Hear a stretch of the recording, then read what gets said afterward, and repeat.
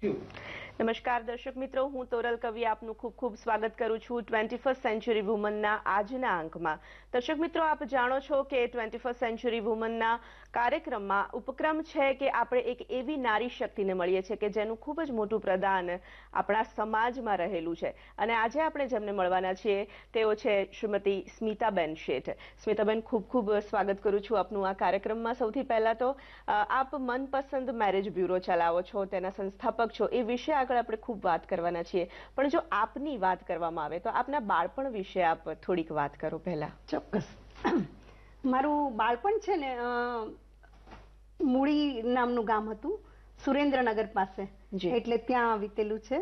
અને ત્યાં બહુ નાની 10,000ની વસ્તી હતી। અને અમારો પરિવાર એમ સાધારણ હતો, મીન્સ કે એજ્યુકેશનમાં ને એટલું બધું એ સમય એવો હતો કે દીકરીઓને એટલું બધું એજ્યુકેશન નહીં આપવાનું, વહેલી પરણાવી દેવાની। એટલે મને 17 સગાઈ ને 18 લગ્ન મારા થઈ ગયા હતા। અને પછી હું અમદાવાદ આવી એટલે પહેલેથી મને નાની હતી ત્યારથી ન્યૂઝપેપર ને બધું વાંચવાની બહુ જ આદત। આખી લાઇબ્રેરી લગભગ મેં પૂરી ત્યાં કરી દીધી હતી। એટલે વાંચનનો એક શોખ હતો, એના કારણે મને બધા લેખકો એ લોકોને મળવાનું, કલાકારોને મળવાનું એ બધું વધારે બને ને એ ગમે પણ વધારે, કે બીજી બધી પ્રવૃત્તિમાં વધારે ઓછો ઇન્ટરેસ્ટ।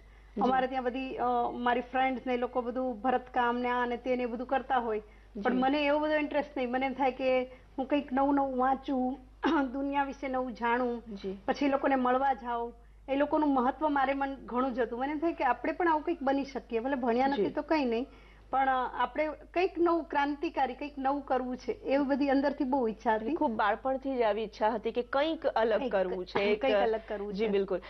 આપે વાત કરી કે ખૂબ જ નાના ગામમાં આપનો જન્મ અને ઉછેર છે, લગ્ન પછી આપ અમદાવાદમાં આવ્યા, તો એ આવવાનું કેવું હતું? એ આવવાનું મને શોખ હતો કે મોટું સિટી મળશે તો આપણને ઓટોમેટિક કંઈક ચાન્સ રહેશે। એટલે સિટીનો તો મને થોડો ક્રેઝ હતો કે ક્યાંક આપણું ફિલ્ડ મોટું મળે તો આપણે વધારે। ને મારું ફેમિલી પણ અહીંયા ઘણું મોટું હતું, અને મારા સસરા ને એ લોકો બ્રોડ માઇન્ડેડ પહેલેથી ઘણા હતા। એટલે એ લોકો એ સમયમાં જ્યારે અમારી દુકાન દિલ્હી ચકલામાં એવી રીતે હતી ત્યારે તોફાન એવું અનામતનું આંદોલન થયું ને ત્યારે મેં ઘેર બિઝનેસ સ્ટાર્ટ કર્યો, હેપી હોમના નામે। હું સાડી ને ડ્રેસ ને બધું ઘેર રાખતી હતી। એ ટાઈમમાં બધી લેડીઝ કોઈ બિઝનેસમાં એટલી હતી નહીં, પણ મારા સસરા કે ના, તમે કંઈક કરો, તમારામાં છે કંઈક અલગ છે બધાથી, તો તમે આગળ આવો। એટલે એ લોકોનું સારું એવું મને સપોર્ટ હતો, એના લીધે હું બધું આગળ કરી શકી। મારા હસબન્ડનો સપોર્ટ બહુ જ સારો હતો, એમને પણ એટલી બધી હોશ હતી કે સ્મિતા તું કંઈક કર। અને પછી જેમ જેમ મને ગ્રુપ બનતું ગયું તો બધાને બહુ સારું લાગતું હતું, ને પહેલેથી એક પ્રમાણિકતા, એક એ ટાઈપનું ખરું કે આપણે જે કંઈ બિઝનેસ કરીએ એમાં પૈસા માટે થઈને કરવું એવું નહીં, પણ લોકોને રીતસરનો કોઈ ફાયદો થવો જોઈએ। અને એના લીધે લોકોને વિશ્વાસ મારામાં બેસતો ગયો કે સ્મિતા જે કહેશે એ બધું પરફેક્ટ સાચું જ હશે।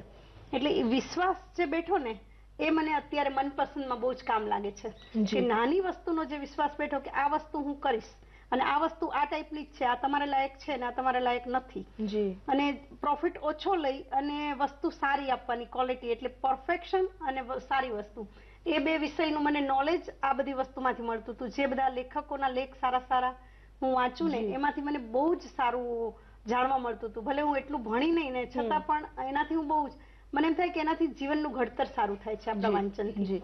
તો એ રીતે હું બધાથી અલગ થોડી વિચારતી હતી। બધા એવું વિચારે કે ચલો આ કોઈ કસ્ટમર સારું આવ્યું છે અને સારો પ્રોફિટ મળે છે તો એમ લઈ લેવાનું, પણ મને એવું ન થાય।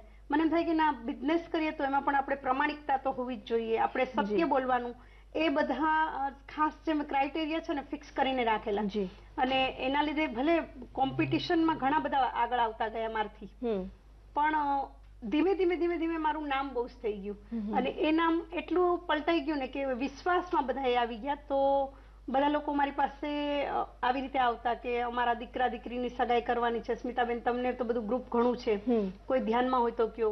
પછી એક મેં આવી રીતે બધા લેડીઝ ગ્રુપ ઘણું બધું થયું ને, તો એમાંથી એક પ્રેરણા મહિલા મંડળ કરીને એની સ્થાપના કરી।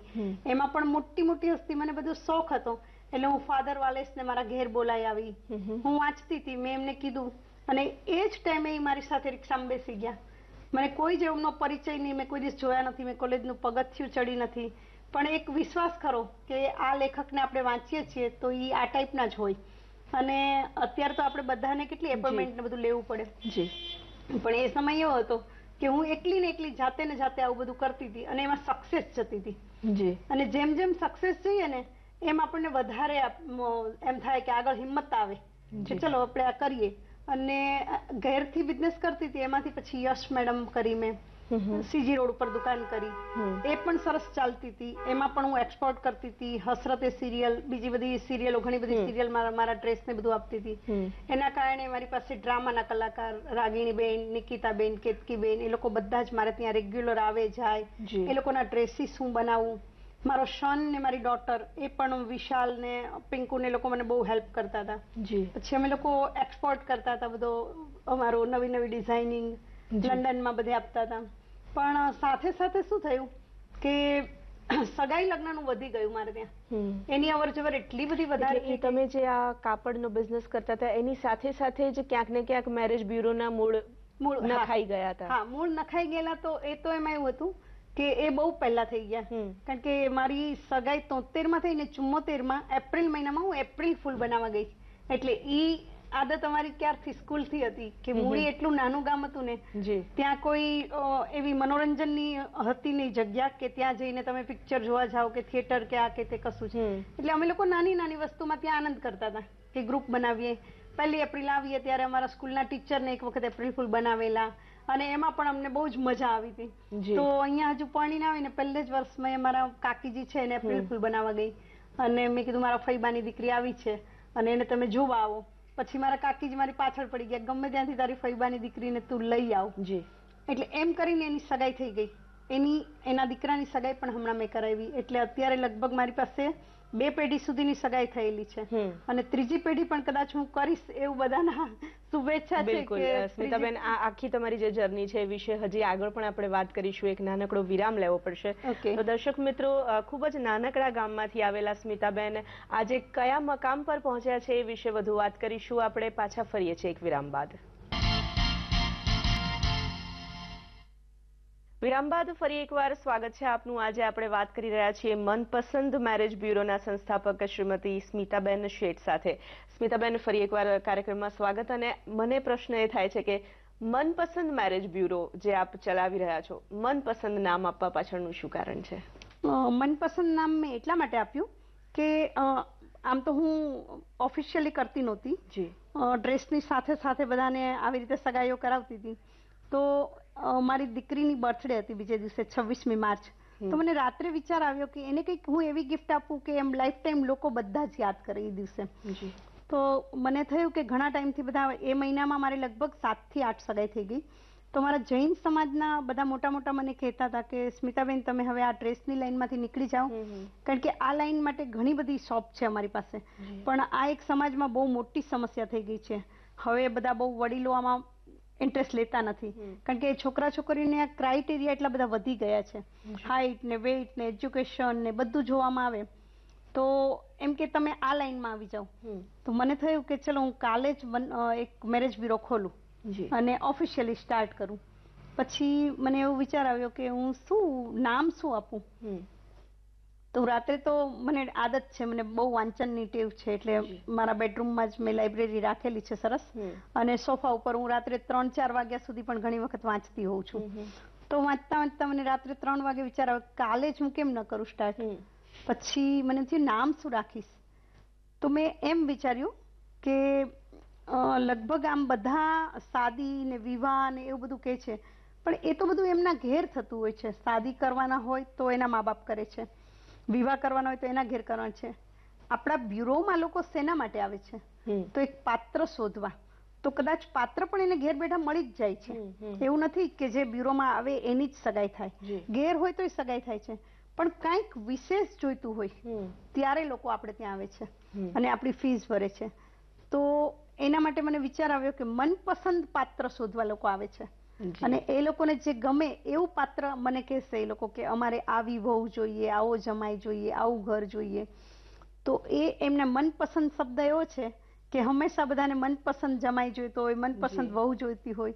એટલે મને રાત્રે જ અડધી રાત્રે વિચાર આવ્યો અને મનપસંદ મેરેજ બ્યુરો. અને મેં સવારે નક્કી કરીને કહી દીધું કે મારો મનપસંદ મેરેજ બ્યુરો. 2 જણને બોલાવ્યા અને 2 જણાએ ફોર્મ ભરી દીધું ને ફીસ ભરી દીધી. આ મેરેજ બ્યુરો એ દિવસથી મેં સ્ટાર્ટ કરી દીધો 25મી માર્ચ 2005. જી 26મી માર્ચ. આટલા વર્ષોથી ઓફિશિયલી એક નામ આપીને આપ મનપસંદ મેરેજ બ્યુરો ચલાવી રહ્યા છો. વાત કરવામાં આવે લગ્ન સંસ્થાની, તો લગ્ન કરાવવા માટેનું આપનું આ મેરેજ બ્યુરો જે છે, લગ્ન સંસ્થાની વાત કરવામાં આવે તો સમાજશાસ્ત્રીઓના મતે લગ્ન સંસ્થા એક અલગ વિષય છે. ભારતીય સંસ્કૃતિની દ્રષ્ટિએ જોઈએ તો એ એક આખી અલગ વિચારસરણી છે. અને હવે જ્યારે ગ્લોબલાઇઝેશન થયું છે, સમાજ બદલાયો છે, તો પશ્ચિમી જે આધુનિકીકરણ આવી રહ્યું છે એના કારણે પણ લગ્ન સંસ્થા કદાચ જોખમમાં છે એવું પણ કહી શકાય. એવા સમયે આપ મેરેજ બ્યુરો ચલાવો છો, શું અનુભવ આપણને થાય છે? ના, પણ સમાજને વ્યવસ્થિત ચલાવવા માટે તો લગ્ન સંસ્થા જ યોગ્ય છે. કારણ કે વારસો બધાને છે ને વંશ જોઈતો હોય છે. તો એ કઈ તમે લિવ એન્ડ રિલેશનશીપ ને બધું આજકાલ જે ચાલી રહ્યું છે એનાથી નથી ચાલતું. અને હું ફક્ત મેરેજ બ્યુરો ચલાવું છું એટલું જ નથી, હું મેરેજ કાઉન્સેલિંગ પણ બહુ સરસ કરું છું. કારણ કે મને એમ થાય છે કે આ લોકો ડિવોર્સ ને બધું લે છે તો એ બધું મને નથી, બિલકુલ પસંદ નથી. સમાજમાં એ બધું વસ્તુ બને ને ત્યારે હું પણ થોડી આમ અપસેટ થઈ જાઉં છું. મને એમ થાય કે આ બધું બનવું જ ન જોઈએ. ભલે સગાઈ કરતા પહેલા તમે ગમે એટલું જોવું એટલું જોઈ શકો. તમારે અત્યારે બધું ઇન્ટરનેટ થ્રુ ને બધું ઘણું બધું વધી ગયું છે ટેકનોલોજીમાં, એટલે લોકોની ચોઈસ થોડી હોય એ ટાઈપની કે દુનિયા બહુ નાની બની ગઈ છે. પણ એના કારણે તમને ઘરમાં તો લગભગ મમ્મી હોય તો મમ્મી સાથે રહેવાનું છે છોકરીને, તો એ ટાઈપના પણ વિચારો હોવા જોઈએ. હસબન્ડ સાથે જાય ત્યારે એને મોડર્ન રહેતા પણ આવડવું જોઈએ. એ બધું જ પ્લસ એની પાસે સંસ્કાર હોવા જોઈએ. અને અત્યારે શું છે કે ફોટો જોઈને લોકો પસંદ કરી લે, પછી એમ કે જન્માક્ષર જોવે. તો હું એમ કહું કે જન્માક્ષરમાં એટલું બધું તમે નહીં પડો, કારણ કે નોલેજ એટલું હોતું નથી પૂરતું. જન્માક્ષરનું નોલેજ હોય અને પડે તો વાંધો નથી, પણ બસ ખાલી એમ કે મંગળ છે તો નથી કરવું, બીજી ખબર ન પડે કઈ જ. એટલે પછી એમાં વધારે તૂટે છે કે હવે અમારે ખાસ જન્માક્ષર જોવા છે કારણ કે ડિવોર્સ થઈ ગયા. એના કારણે સહનશીલતા ઘટી રહી છે. હું તો એમ કહું છું કે બધાએ થોડી સહનશીલતા કેળવીને, જે કઈ ખરાબ સમય આવે એ કાયમ માટે રહેવાનો જ નથી. એ સમય બદલાય જ છે હંમેશા. તમે ઇવન મારો 40 વર્ષ પહેલાનો ફોટો જુઓ તો એમાં હું માથે ઓઢેલા અને ગોળ ચાંદલો અને તેલ વાળું માથું, તો મને ખબર નહોતી કે હું આ બધું કરી શકીશ. એટલે સમય, હું બધાને એમ કહું છું કે સમય તમે જે અત્યારે જોવા બેસો છો છોકરા છોકરીઓને, ત્યારે કહો છો કે આ જ ઘર, આ જ છોકરો, આ જ, એ રીતનું હોતું જ નથી. તમારા વિચારોથી તમે દુનિયાને બદલી શકો છો. જેમ લોકો બદલી જ છે તો એવી રીતે આપણે પણ બદલી શકીએ. કંઈક તમારે કરવાનું રહે ને, તમે બધું જ અપ ટુ ડેટ જોઈએ એવું વિચારવાનું નહીં. તમે જઈને કંઈક કરજો, તમે કંઈક ક્રાંતિ લાવી શકો છો ઘરમાં જઈને. એટલે એ રીતે વિચારીને હું છોકરા છોકરીઓને ખૂબ કાઉન્સેલિંગ કરીને આગળ વધું છું કે તમે આઈક્યુ લેવલ જુઓ, હાઈટ જુઓ, એના કરતા તમે એ લોકોના સંસ્કાર છે, સ્વભાવ સારો હશે તો તમને હંમેશા છોકરી ખુશ રાખી શકશે અને સુખી કરશે. ખાલી જોઈને બેસી રહેવાનું નથી. રૂપ તો કેટલી વાર તમને જોવો એટલી વાર તમને ગમશે, પણ પછી તો સ્વભાવ સારો હશે, ફેમિલી સંસ્કારી હશે, તો 2 પરિવારનું મિલન છે, 2 પરિવાર એક બની જાય છે. તો એના માટે તમારે ખાસ સંસ્કાર, સ્વભાવ અને આઈક્યુ લેવલ એ બધું જોવું પડે. સ્મિતાબેન, બિલકુલ સાચી વાત છે. લગ્ન સંસ્થાને ટકાવવા માટે ઘણા બધા પરિબળો જવાબદાર હોય જ છે. આગળ જો વાત કરવામાં આવે, ઘણા બધા લગ્ન આપે કરાવ્યા હશે, કોઈ ખૂબ જ યાદગાર અનુભવ કે જે આજે પણ તમને યાદ આવી જાય છે? એમાં એવું છે કે ઘણા બધા યાદગાર તો છે મારી પાસે. ઘણા બધા લગ્નમાં અમે લોકો ખૂબ હસીએ પણ છીએ. ઘણી બધી મેમરીઝ એવી હોય છે કે જે અમને એક એક સમયે એ લોકો યાદ કરે. કે હમણાં જ એક જણને ટ્વિન્સ બાળક 2 આવ્યા, બાબો ને બેબી. તો એ લોકોએ મને ફોન કરીને કીધું કે સ્મિતાબેન એક બાઈ મોકલો રાખવા માટે. મેં કીધું કે આ મેરેજ બ્યુરો છે, હવે કે બાઈ મોકલવાની જવાબદારી મારી ઓછી છે? તો એ કેમ, તમને 2 કેન્ડિડેટ એક સાથે નહીં આપ્યા અમે? પછી એક મોટી ઉંમરના ભાઈ હતા, મીન્સ કે 35 વર્ષના હતા. તો એ લોકોને લગ્ન કરવા જ નહોતા. પછી બહુ જ મેં સમજાવ્યા અને દીકરા દીકરીને, ત્યારે તો મારો મેરેજ બ્યુરો હતો નહીં, 15 વર્ષ પહેલાની વાત છે. એ લોકોના મુંબઈ મેં લગ્ન કરાવ્યા. પછી 15 વર્ષ પછી જયારે એ લોકોને ખબર પડી કે સ્મિતા મુંબઈ આવી રહ્યા છે, ત્યારે એ લોકોનો ફોન આવ્યો અને કે અમે લોકો ઘણી વખત અડધી રાત્રે અમને યાદ કરીએ છીએ તમને કે આ સ્મિતાબેને જો આવી રીતે ન કરાવ્યું હોત આપણને સમજાવીને સગાઈ, તો અત્યારે આપણે ક્યાં હોત ને આપણે સગાઈ કરી જ ન હોત, તો આપણા મમ્મી પપ્પાને પણ આપણે આટલું સુખ ના આપી શક્યા હોત. તો એક વખત એ લોકોએ મને ખાસ સ્પેશિયલ બોલાવી, એમનું ઘર આખું ડેકોરેશન કરીને રાખ્યું, મને સોનાનું પેન્ડલ ગિફ્ટ આપ્યું. પણ ત્યારે આપણને યાદ આવે કે લોકો કેટલું યાદ કરતા હોય છે. આવું ઘણી બધી જગ્યાએ, અમેરિકામાં પણ મારે સગાઈ થયેલી છે, ઓસ્ટ્રેલિયામાં, દુબઈ, સિંગાપોર, કલકત્તા, બેંગ્લોર. હમણાં જ રીમેરેજમાં મેં એક ભાઈના વિડો હતા, એને દીકરો ને દીકરી બે હતા, અને કલકત્તાની એક છોકરી હતી, એને એક દીકરો હતો. તો એ બંનેને સમજાવીને, જન્માક્ષરનું થોડું હતું તો એ અમે ક્લિયર મારા જ પાસે કરાવી લીધું ને એ લોકો બહુ હેપી છે. તો એ લોકોને જોઈને, ફેમિલીને જોઈને બધા બહુ જ ખુશ થાય કે ચલો આમને તમે પરણાવી શક્યા, બહુ જ કહેવાય કે બહુ સારું કહેવાય, સરસ કપલ તમે સેટ કર્યું. એટલે એવા છે ને ઘણા બધા કપલ્સ છે મારી પાસે કે જે લોકોને જોઈને બધા લોકો મને યાદ કરીને કે સ્મિતાબેન આ બહુ મોટું સારું કામ કર્યું તમે એમ. જી, એક ખૂબ જ સરસ કાર્ય આપ કરી જ રહ્યા છો. તો દર્શક મિત્રો, ક્યાંય ના જતા, આપ જોડાયેલા રહો 21st સેન્ચુરી વુમન સાથે. હજુ વધુ વાતો બાકી છે. પાછા ફરીશું એક વિરામ બાદ.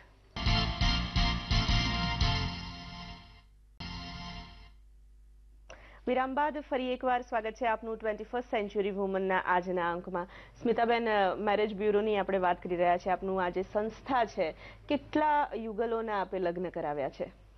લગભગ અત્યારે તો 1100 જેટલા થાય છે.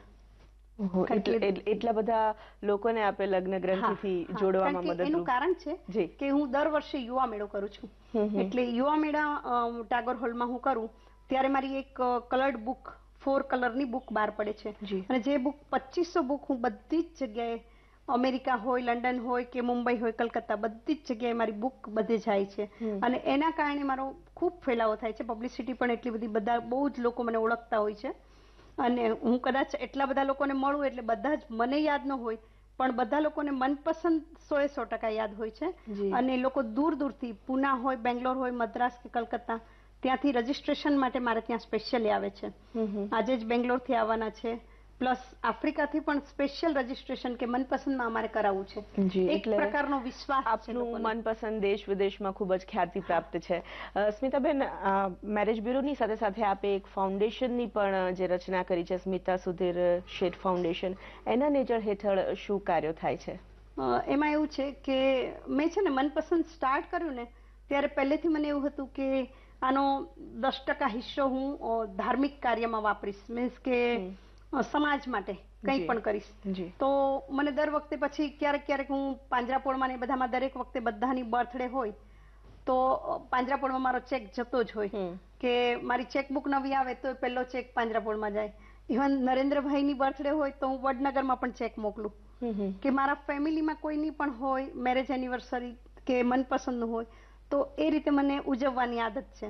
એમ કરતા કરતા મને મારો સન જે વિશાલ છે એ કે મમ્મી તને જો આટલા બધા સમાજ સેવાના કામ કરવાના હોય તો એક ફાઉન્ડેશન હેઠળ તું કર તો તને ઈઝી પડશે.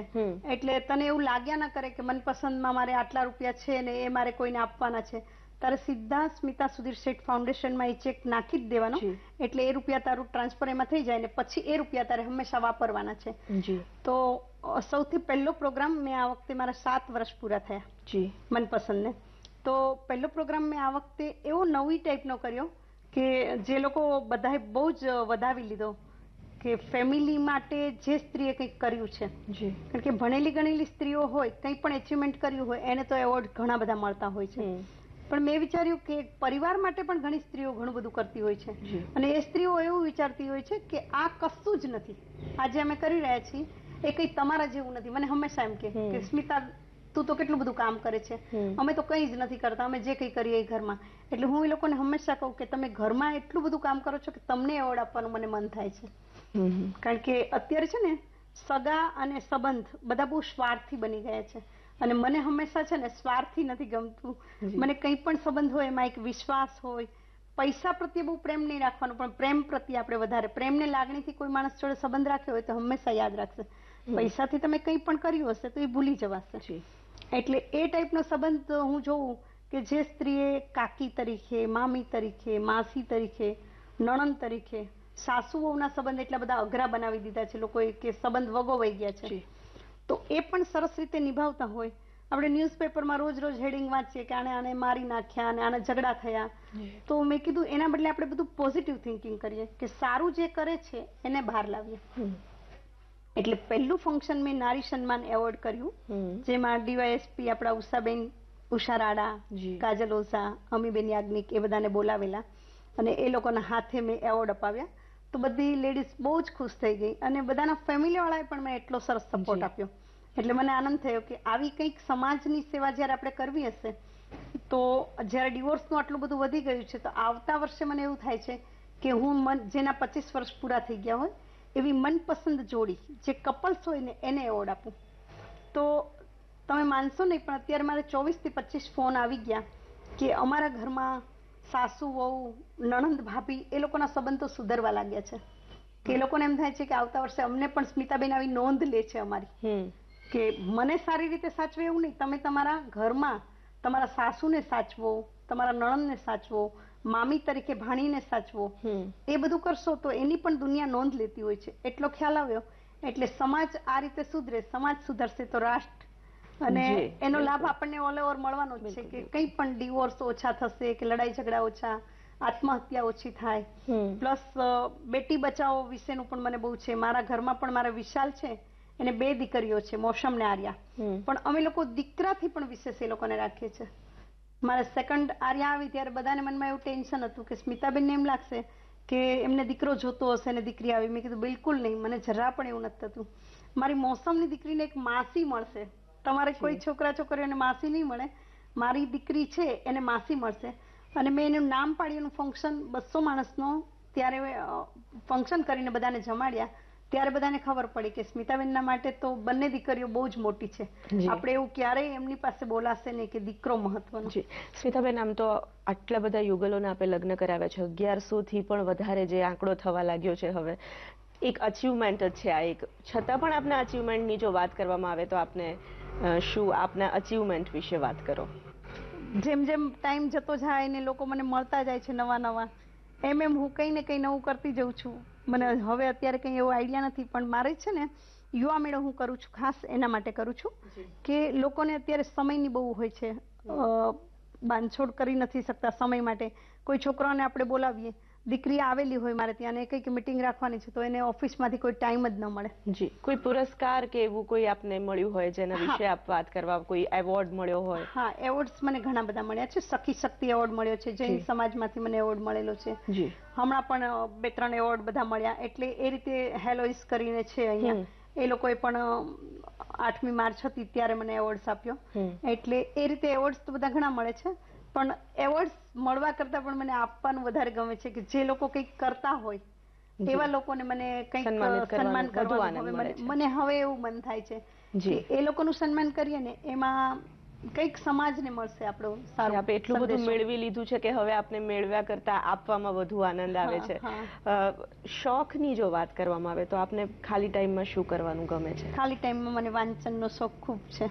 હું ટીવી ઓછું જોઉં છું, પણ વાંચન અને સંબંધો, મને કોઈ માણસ મળે ને અને એની જોડે કંઈક જાણવા મળે, એ લોકોને ખૂબ પ્રેમ હોય, ઘણા વર્ષો પછી એ લોકો અમને ફોન કરે કે મારે મળવું છે, ત્યારે મને બહુ જ આનંદ થાય.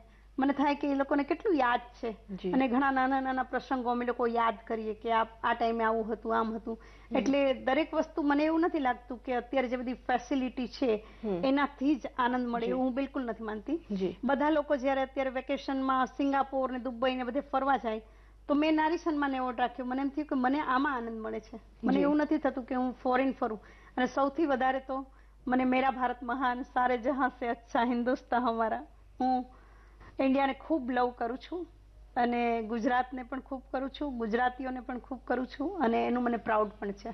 જી, તો વીટીવીના માધ્યમથી અમારા દર્શકોને આપ ખાસ નારી શક્તિ માટે શું મેસેજ આપવાનું પસંદ કરશો?